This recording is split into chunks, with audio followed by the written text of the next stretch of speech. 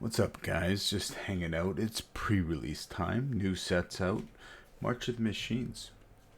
I got two pre-release kits, and with each kit, I got two extra boosters.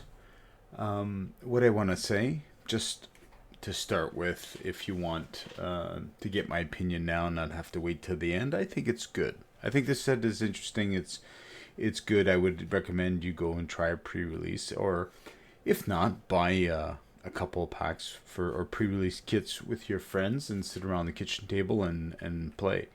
So I bought two. It's six boosters, I think, in a kit, plus the two packs. That's two of them. That's 16 cards, or 16 cards, 16 packs, and this is what I got for my packs. Let me move this off to the side.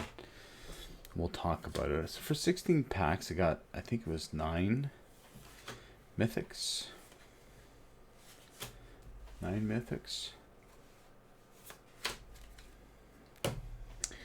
Got these new battle cards. Talk about those in a minute. These and these. So nine mythics for 18 packs. That's pretty good, I guess. It's good, a good number of cards. Hopefully, you're getting at least that many. I don't like all of them, but they are nice. These new battle cards. Let's start there. I don't know about these. I haven't seen them out in the wild enough. Out in the wild enough for me to have a strong opinion. I think they will be good. I have to trust that Wizards R&D did spend some good time on developing these and made it fun. So we'll see. We'll see what the impact is. There was it Alchemy Archenemy? I can't remember the ones with the big plane chase cards. This is kind of the feel of that. And let's talk about how that works. So these things are battle sieges, right? Got a nice foil one there. Invasion of Tarkir for 2 mana. You get these, let's consider them loyalty counters. And we know how loyalty counters work. So you give this in front of, or goes on the battlefield. You pick an opponent to defend this, and that opponent can choose to defend it. And you can attack this, reducing to the loyalty cost so that you can transform it. Let's see what it says. As this siege enters, choose an opponent to protect it. You and others can attack it, so other players can attack. When it's defeated, exile it. Okay, it goes to exile zone for a second. And then cast it, transformed. You cast it. This particular thing is a dragon creature on the other side, so you're casting it. Ooh, that's pretty good. I know which deck. Miriam, the Dragon Lord, would love this card. That's actually pretty good. And you can flip it in one attack. Oh, my mind's racing now. Anyway, let's get back to it. So it comes in as a battle siege. When it comes in, and this is a battlefield, reveal any number of dragon cards from your hand. Okay, let's say you have 2. When you do, this deals X damage plus deals X plus 2 damage to any target where X is the number of cards revealed. So if it's 2, so it's 4 damage. That's not bad to any target, any other target. So you can't target the siege. So let's see, 2 mana. This comes in. I reveal 2 dragons. Let's say these 2 are dragons. Reveal. Does 2 damage to any target plus 2, so that's 4 damage to any target. That's cool. So when I attack this, let's say I have a 6/6 flying dragon, and I attack this, no blocks. I reduce it to 0. This gets exiled, then it's cast. And whenever dragon you control attacks, it deals 2 damage to any target. Oh, that's so good. That is so good. See, I'd put this in my Soulfim deck, but you need dragons. Because it can't be 0. So you need dragons in your hand. You can't just cast this for 2 and then it be 0. Or can it? When it enters, reveal any number. It can't be 0. Does that restrict it from casting? See, I don't know these things. This is why I'm not a judge. Hold on, where's my camera? Camera's here. Right? I don't know. I don't know.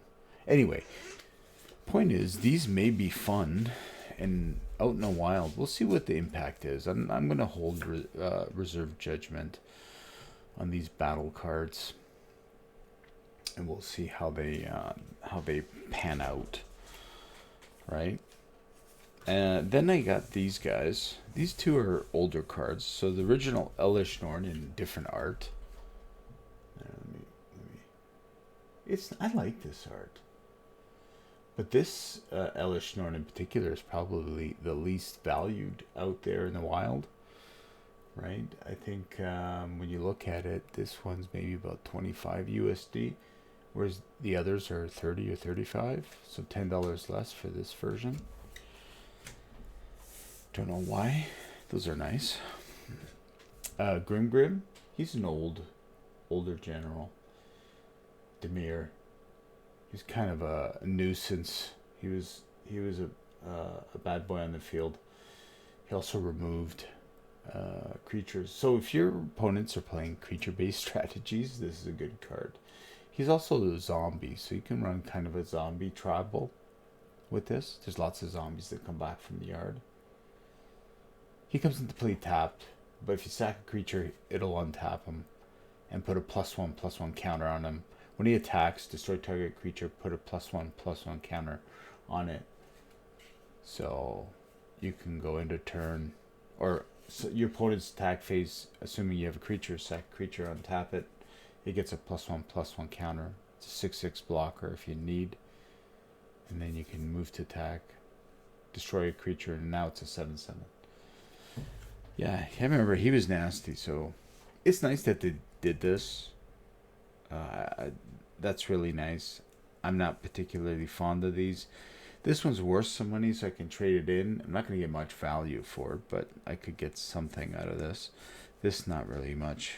I would reserve this for a trade to somebody who really wants it. And then this, maybe for upgrading or getting a card I don't have. But this card here, where am I? Keep going. I have two cameras, so I keep going to the other camera. I apologize. There you go. Jin Gitaxis. 5 mana, 5/5. Okay. Praetor, a legendary creature, so he can be your commander. Blue mages, hello out there. I know everybody hates blue mages, but come on. They're fun. So I want to build him. I'm excited about him. So what does he do? He's a 5/5 for 5. Okay. Ward 2. He's hard to target. Okay. Whenever you cast a non-creature spell with mana value 3 or greater, draw a card. Oh, he draws cards. How about I run all of the 3 mana rocks?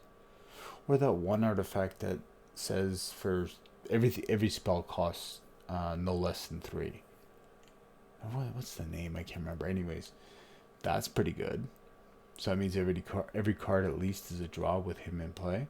For 4 mana, exile him, and then return to the battlefield transformed under its owner's control. So for 4 mana, I can just go whoop, exile, it comes back. And it's an enchantment saga.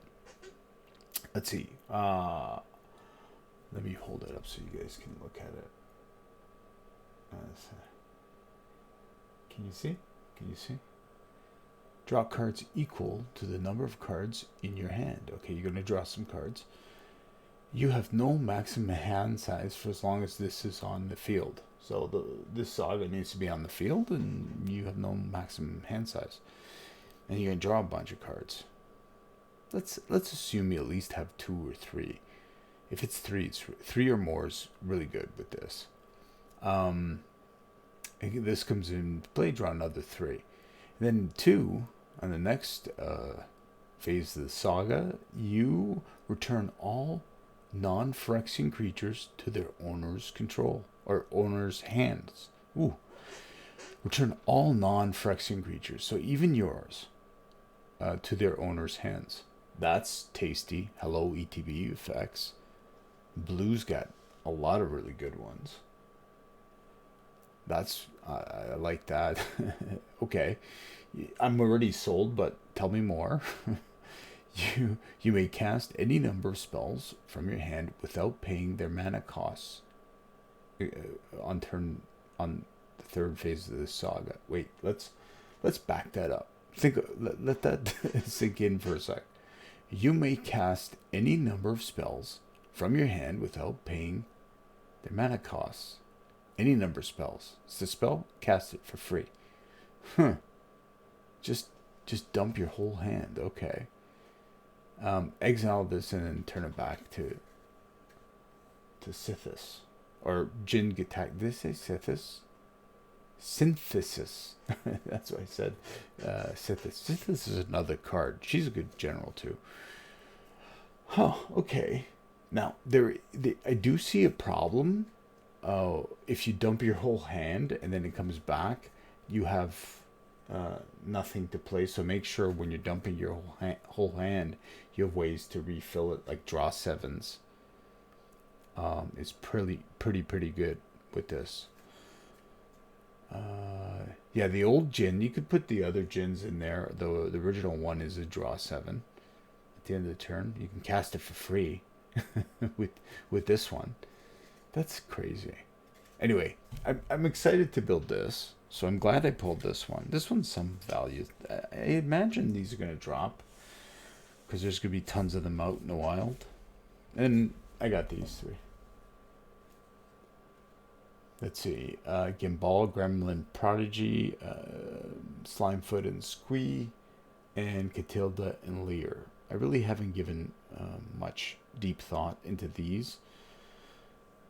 I will scroll them away in the closet and maybe one day come back to these, but yeah, I'm not interested in building these, and I'm glad I have them.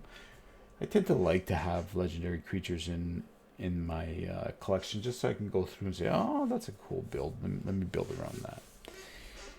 So let's look at the other cards I got. Here are my multicolored cards. There's some new ones in here. Like this one's interesting. Reanimator style deck out of that. Emoti, 3 copies. I'm not impressed about that, but it is an uncommon. Kathira, I think this is a reprint. That's nice. Nice new art. Brawl and Kari Zev, 2 different art styles. Interesting. This is interesting. Is it always is it's always cool. Lurrus, great card. I love Lurrus. I have a Lurrus deck. I wanted one more Lurrus just to have in my collection so I can add in decks. Glad I got one. I like this art. Black. Arya here. Let's talk about her for a sec. This is the other general that I want to build. But you know what? I'll save her. But black is... we'll talk about her later. This is what I got for black. I got 2 rares for my black cards. I'll put this to the side. Breach the Multiverse. Not sure how I feel about this card. I don't really have an opinion on it yet. It's a sorcery for 7 mana. It does something really cool, but here's my other black cards. Yargle was a reprint there. In alter art. You know what? I've always thought about building a Yargle. That's my black. Let's just go to... Where's Yargle? Here he is. I've always thought about building a Yargle deck. I mean, 9 power. Double strike. So if you... is it Feast from Beyond? Instant speed plus X plus O. Give it 2 and then double strike. Yargle can eliminate somebody. I don't know. I've always thought about building a Yargle deck. I know there's some out there, and if anybody knows of anybody who's built one, share. But I've always thought about building a Yargle deck. Green, I only got 1 rare. Let's see here. Glistening Dawn. Incubate. I don't know. Incubate seems good. I need to see it being played to make kind of a, to give kind of a really good opinion on it. Right now, I think it's okay, but we'll see what it does out in a while. So only one rare in green I got. Those are the other cards. Nothing special there. White, I think I got four rares. I did 4 rares in white. There's Thalia. That's original Thalia. If you know, you know. It's nice art. I think that's a nice pull. That might be worth some bucks. So that's an older card. That's nice. And then I got Boomweaver Valkyrie, Dusk Legion Duelist, and Knight Errant of Eos. I don't really, again, I don't have an opinion on these. I need to see if they would fit in any of my deck strategies. But it's nice to have the rares in case I do go looking for them. And here's the rest of my white. Yeah. So not much else to say about white here. And that's what I got. Blue, I got what? 4 rares. 2 copies, or 2 repeats, or whatever you want to say. I don't know. Again, Zephyr Singer, I don't know. It's Flying Vigilant 3/4. Okay, can convoke anything that convokes this gets a flying counter, so you can give 2 creatures flying. I don't think you can convoke more than what the spell is set at, so I don't think you can convoke more than 2. I don't know about that. I'm not a judge. But yeah, so I don't know about it. It's pirate. If you're running pirates, it's something to consider. I got a Brawl. I played him in competitive. It's just basically it was a no deck. Nope until I got like a Blightsteel to attack. An open board because I bounced everything or whatever. So I think I did a deck tech. Can't remember. Maybe it was Kozilek was my finisher. Or no.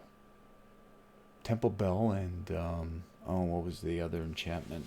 Maybe that was. Anyways, I think I did a WinCon on deck tech on Brawl. If you're interested, you can go check that out. Check it out. Teferi's Talent. This is an enchantment for Planeswalker. This would go good with the new Teferi, or from, was it the Brothers War? Last set, whatever. Teferi Planeswalker. What does this do? It's a 5-mana enchantment. It goes on a Planeswalker that gives the Planeswalker -12. Get an emblem. What does that emblem say? You may activate loyalty abilities of Planeswalkers you control on any player's turn, anytime you can cast an instant. Oh my goodness, that is crazy. When you draw a card, put a loyalty counter on enchanted Planeswalker. So, oh, you know, what was that blue-white from Baldur's Gate? I think it's Baldur's Gate. The wizard Planeswalker that can be a commander. That'd be interesting. Teferi's Talent would be interesting there. Let me show you the rest of my blue. Tsuku was a good reprint.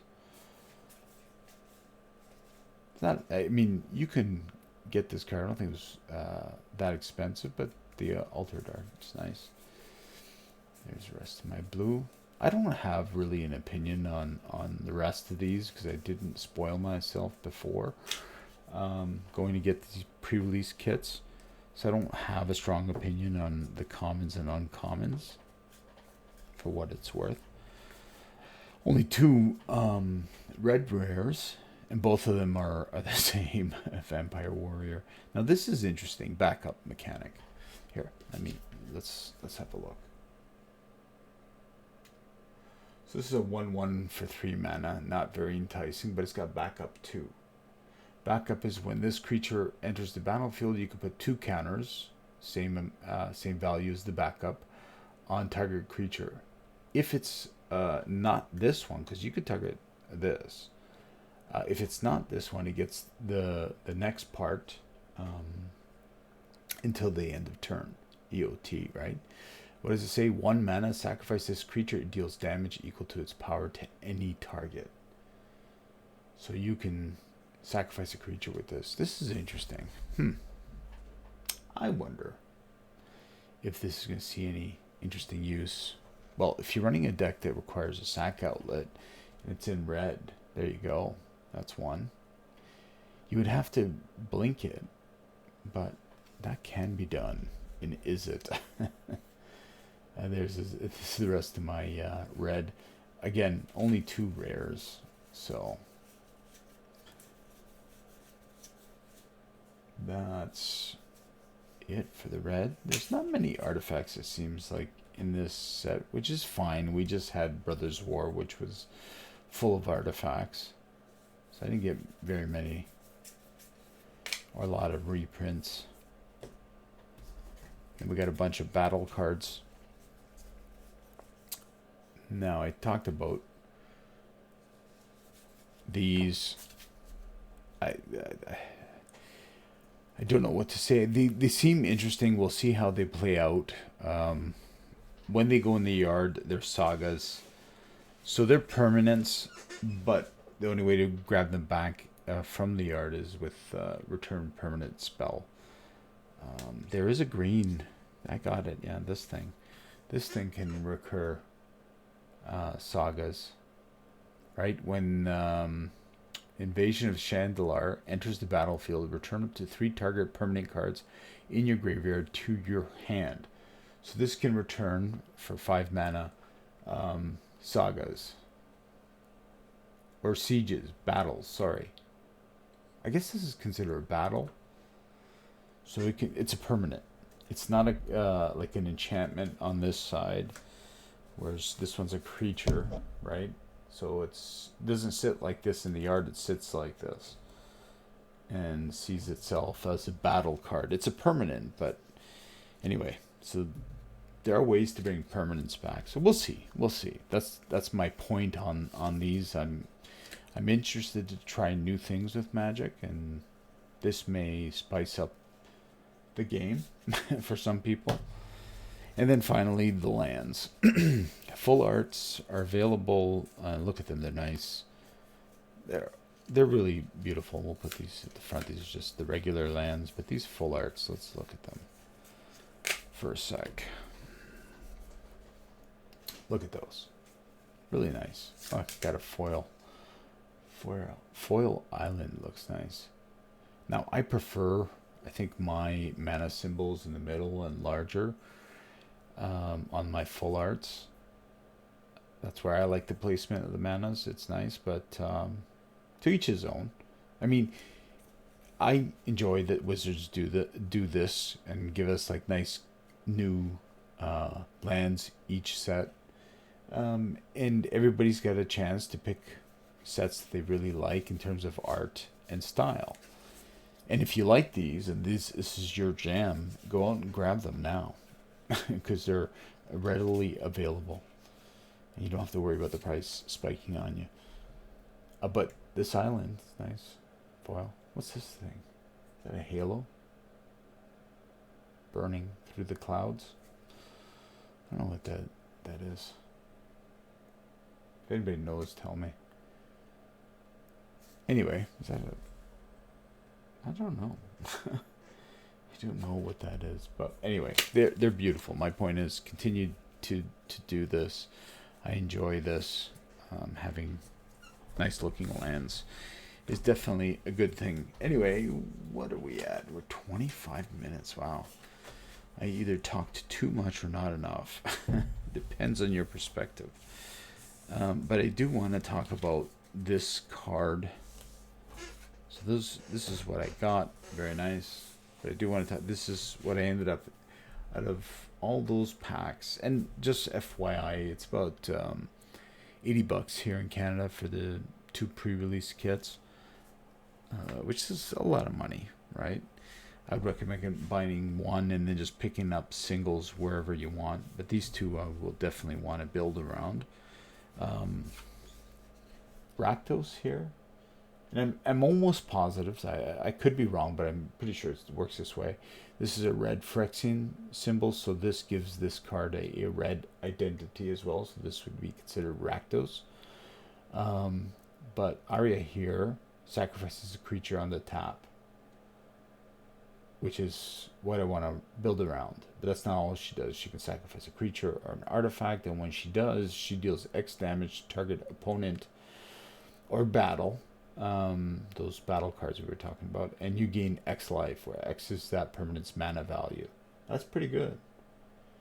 That's pretty good. And for 6 mana, I could transform it. Transformed, it's a legendary creature that says at the beginning of combat on your turn, return up to 1 target artifact or creature from your graveyard to the battlefield. It gains haste. Exile it at the beginning of the next end step. So if you have a deck full of artifact creatures and other ways to sacrifice, let's say a Phyrexian altar, you can bring a card back, sack it to go put it back in the yard, and rinse and repeat that until this is removed, which is pretty good.